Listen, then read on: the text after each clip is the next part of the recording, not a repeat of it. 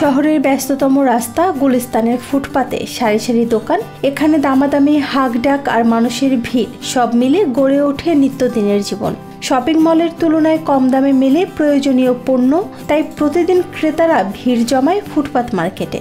এখানে আমাদের মনে করেন যে আমরা যদি অন্য ভালো শপিং মল থেকেও কিনি, এখানেও যে প্রোডাক্ট ওখানেও যে প্রোডাক্ট পাওয়া যায় এখানেও সেই প্রোডাক্টই পাওয়া যায়, কিন্তু এখানে মানে যে ওই দিক থেকে এখানেও সেম কিন্তু একটু দামে কম সস্তাতে পাওয়া যায়। আমাদের জন্য মানে নিম্নবিত্তদের জন্য একটু ভালো হয়।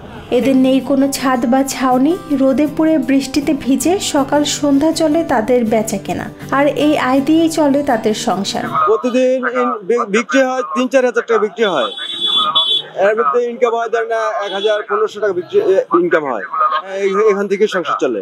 আমরা ১০০ টাকা বিক্রি করি পিস, আর স্পোর্টসের ঘরে সর্বনিম্ন ২৫০ টাকা বিক্রি করে। ফ্রাশুডের চাইনা ট্রাউজার এগুলো ৬০০ টাকা মার্কেটে বিক্রি করে ঘর দোকানে, আমরা বিক্রি করি ৩০০ টাকা। আমরা যদি নাও বসি, আমরা যদি নাও থাকি, তাহলে মনে হয় রিক্সার জাম, গাড়ি রাখবে, একটা না একটা ফুটপাতে জাম থাকবে।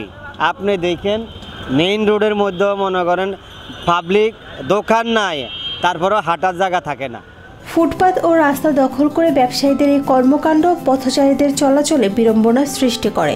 তারপরও নিম্নবিত্ত মানুষের কম দামে কেনাকাটার নির্ভরযোগ্য জায়গায় এই ফুটপাত। আধা ঘন্টা ধরে বসে জামটা কারণটাতে ফুটপাতে দোকান বসে, এগুলো তো ঠিক না, এগুলো যেন জনগণের ভোগান্তি। এভাবেই গুলিস্তানের ফুটপাত শহর দৈনন্দিন জীবনের প্রতিচ্ছবি, যেখানে প্রতিটি মুখে লেখা থাকে টিকে থাকার গল্প, আর প্রতিটি লেনদেনে বুনে চলে শহরের নগরের নিজস্ব ইতিহাস। নুসরাত জাহান শম্পা, নিরপেক্ষ, ঢাকা।